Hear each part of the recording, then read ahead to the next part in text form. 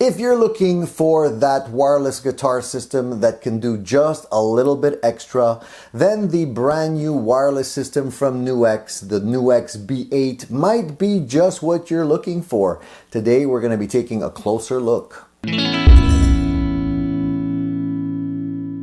Welcome back to the channel, folks. I hope you guys are all doing excellent today. We're looking at yet another wireless guitar system. Yes, it's a budget-friendly system, and I'm gonna be honest with you, I've reviewed quite a few budget-friendly wireless systems in the past that, although performed adequately in most scenarios, they did not necessarily have some of the pro features that you may be looking for. Today we're taking a look at something that I think you will be extremely interested in. It is a brand new product from NUX called the G8 wireless system. And I have to say, the guys over at NUX have really been putting out excellent products. And I think in terms of wireless guitar systems, this one is to date my favorite. So let's take a closer look at the entire system to just go over what you get and why I like it so much. So when you open up the box, you will basically be getting the transmitter and receiver that work harmoniously together. The transmitter is this little device and the receiver is this pedal looking device, but together they work in harmony because the transmitter can clip onto the receiver. It will charge itself up when it's not being used because it does have a built-in rechargeable battery. And when you're ready to go, you just take it off. It's held in place with very powerful little magnets so you won't lose it.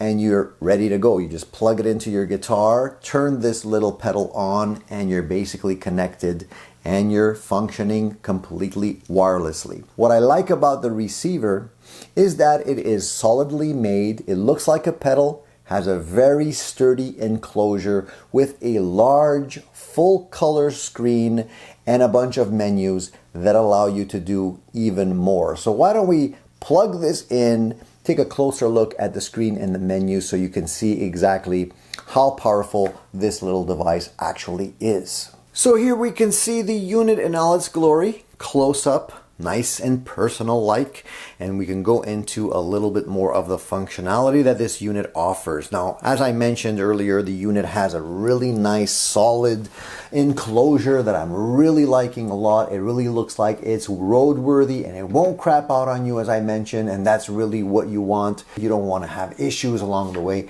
and this is very solid.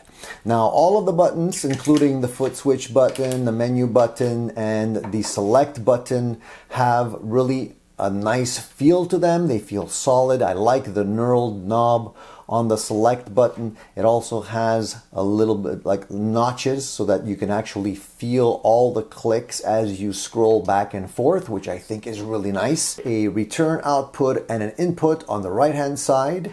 On the left hand side, we have the output, send, and return. But all of the magic happens on the top of this unit. So I'll just unplug it and show you that here. So if we turn the unit over, you can see that we have the DC 9-volt input. That's what powers up the unit. We have the USB connector, and the reason why we have a USB connection on the device is that you can actually upload your own files, which I'll explain to you in a minute.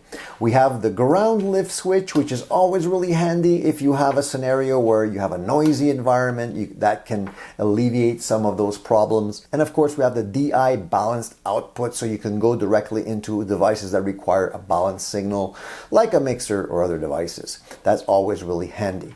Now, the transmitter here on the top of it also has a USB connector. That is because you can charge the unit independently of the base, but the base also acts as a charge station. So if it's on the base, it's being charged as long as it's powered up. So before we actually take a look at the menu screen, I want to talk a little bit about the transmitter. The transmitter has this really handy clip with some little rubberized buttons here. And what that does is that you can take that and clip it to your guitar strap or your belt or your pocket or whatever you want to attach it to when you're actually using it, so that it doesn't fall on the ground and break. This is plastic, this is metal. So that's one of the things you have to be careful about, is not necessarily dropping this portion of it. Now, when you take the unit off, you will see things happening on the screen. It's actually searching for a signal. And the reason why it's searching for a signal is because we didn't turn on the device yet. But I just want to talk a little bit about this before we actually do that. So here you can see the magnets and the 3 little charge connectors that clip here and basically power up the unit. And if we take a moment to look at the supplied cable that comes with the device, you can see how the quality of this is really nice. It's a thick cable. It's not a thin, cheap cable. You know, the actual enclosure here is nice and solid. And the best part of it is this section here. The smaller cable can be screwed into the transmitter, so you can't pull it out by accident. So if you have this on your strap or in your pocket or on your belt buckle, you're not just gonna rip this out and lose your signal because it's locked in place. You actually have to unscrew the little metallic wheel here and it won't pull out accidentally, especially when you're moving around. That is a very handy feature. On the top of the unit, you have the power button and you have the cable tone option here. What does the cable tone do? It basically rolls off a little bit of the high end so that your frequencies are cut a little bit. It kind of simulates the losses that you would hear with a guitar cable. So some people like to simulate the actual guitar cable sound, and some people want to have full frequency, full spectrum, so you can turn that on or off depending on what you want. So if you hold down the power button, it will go on. You can see it has a nice LED there that shows you that it's on, and it connects almost immediately.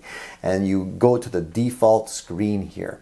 And if I plug this little guy into my guitar, you will be able to see the signal.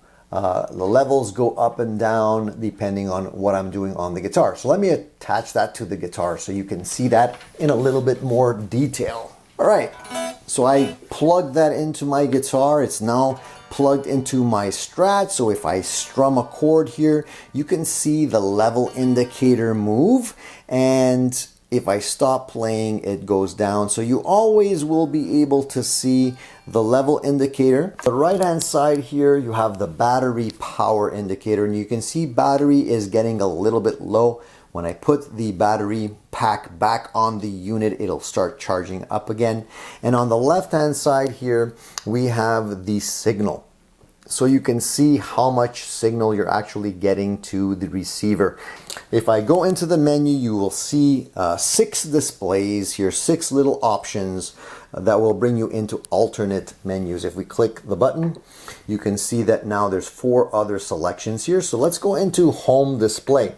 Home display is basically the screen we were just looking at. So you have an option of more of a linear style display. So if I actually switch over to the other one and just hit the select button, if I go back, now we're looking at a display like this, and it's much more, I guess, simple. Some people might like this better, but you do have all the same information. So you do have the signal, you do have the level, you have the battery level as well, and you also have something at the top of the screen that indicates boost, and I'll explain to you what that does in just a second. So let's go back to the display screen, and now we can go to the second option here, which is brightness. And this is a nice thing to have because in a live situation with lights, you might want the unit to be brighter or dimmer depending on what you want. So that will basically allow you to just select how bright you want the unit to be. A nice option to have. We'll go into boot up picture. Now this is a little interesting thing because you have the default boot up picture that you saw when I turned it on. But you can also user define your pictures, and you can actually upload something. So you can have your band logo if you wish. You can have a picture of your dog or your wife or your girlfriend or whatever you want. You just have to upload it, and you can do that with the USB connector. So that is something that other units like this might not necessarily offer, which I think is pretty cool. And of course we have the language option, and that's always nice to have. It's basically English and I think Chinese pretty much, but you do have a little option there if you speak Chinese. Let's go back to the display here, and we'll go to the TRRX page, and that is basically the part of the menu system that allows us to select how much latency we want to experience using the unit and how much stability we recommend or would like to see. So if you want a very stable connection, you can actually pump that up to the max, but you might experience a little bit more latency. So if you want low latency, you can find a happy medium somewhere until you get the right sound and feel with the wireless system. And I think this is really cool because some systems don't offer that. Some systems require that you're basically stuck to whatever it is. Here you have an option, which is pretty nice. Now when we go to the tuner page, we can select the style of tuner that we want to use. So the one that we have now, I'll just get out of this and we'll go into the tuner. So if I double click, we're in tuner mode here, and I'll just strum a note so I can tune my E string, and you can see it's pretty responsive, and my guitar is slightly out of tune, so I'm going to tune it up. But now you can also take advantage of this screen. So you have the indicator of the actual note you're playing and the string. You can actually select whether or not you want to hear the tuning as just happening. So some people like to hear that. Some people don't want to disturb the other members of the band when they're tuning up. So you do have options there. So if we go back to the menu here and we go back to the tuner, we can first of all change the displays. So we can go into something more simplistic like this one here. So if I go back and double click there, I can get into this type of tuner. It's not as nice in my opinion, but the arrows will move indicating whether or not the note is sharp or flat. The diamond will appear when you're dead on. Some people might like this better. I kind of don't. I like the other one much more. So I'll return to the menu, go back to the tuner, and maybe I'll show you this one here. This one is slightly different. Similar to the first one, but a little bit smoother. It just does things a little bit differently.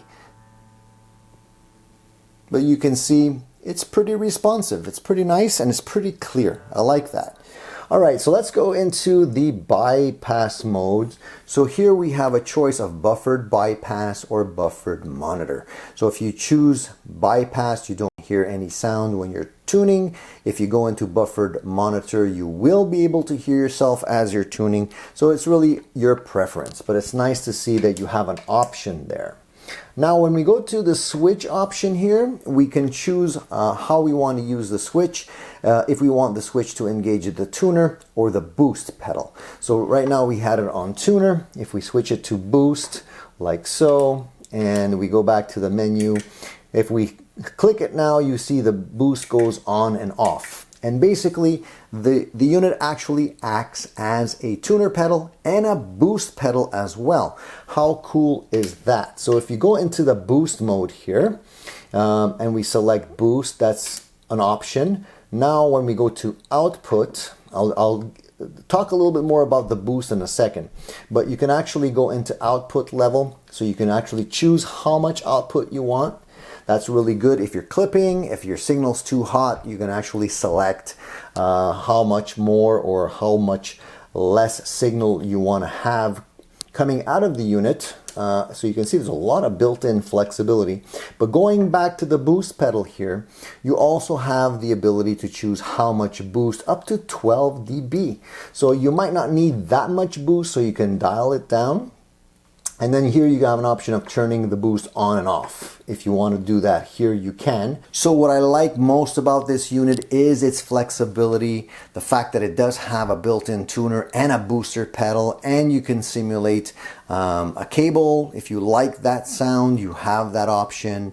There's so many things that you can do with this unit, and it really goes well beyond just a wireless transmitter. There's quite a few ways you can attach the transmitter to your guitar. You can put it in your pocket or clip it to a pocket or a belt. I prefer just clipping it to my guitar strap.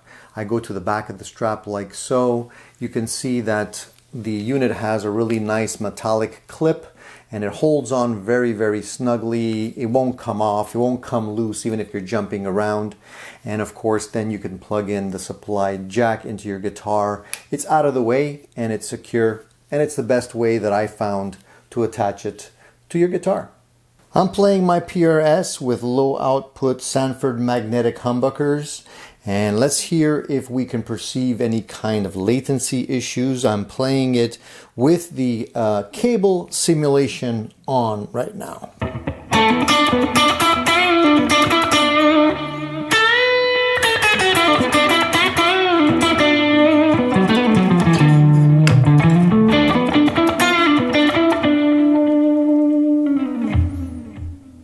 So to me, I don't really perceive any latency. It feels really natural.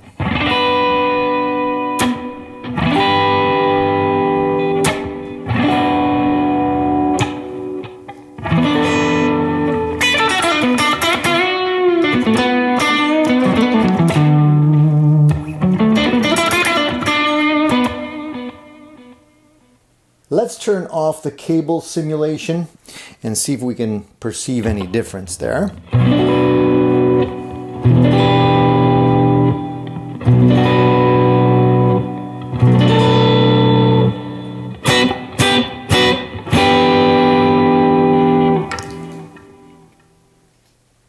Turn it off.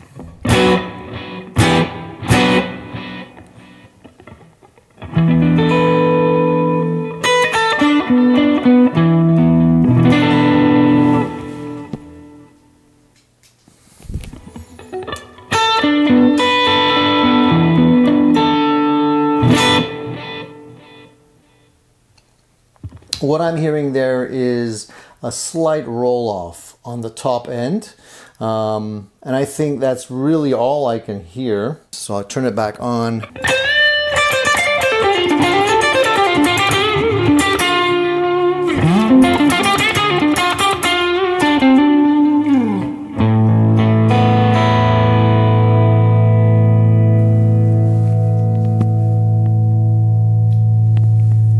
Turn it back off.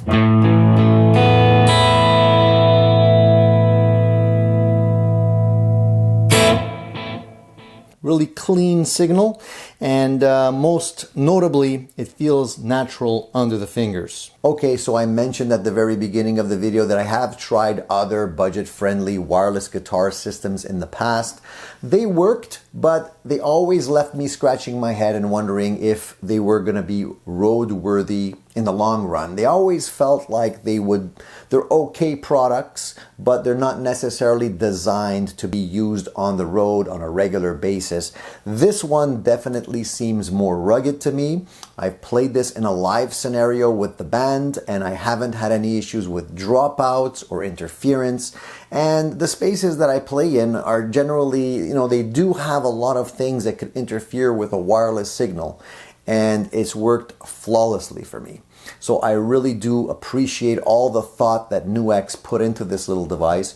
If you're looking for something that won't break the bank and that you can rely on, I would highly recommend you take a look at this wireless system from NUX. The B8 will surely please you, and with its extra features and functions like the tuner and the boost option and all the little things that make this a little bit more special, I think you will definitely take advantage and appreciate all those functions in the long run as well. So definitely go take a look at the NUX B8 system if you can get your hands on one. They're brand new on the market, maybe a little difficult to find right now, but keep your eyes open. I'm sure some of your favorite retailers will start carrying this, and why not take advantage? That's it for now, guys. If you have any questions or comments on this device, please feel free to contact me. I'm always open to answer your questions. You know how to find me. The comment section is always the best place to reach out to me. And I'll put a link over to this product on the NUX website so that you can look at all the technical information as well if you're interested in checking it out. That's it for now, guys. Thank you for tuning in to another episode of Addicted to Gear. More to come.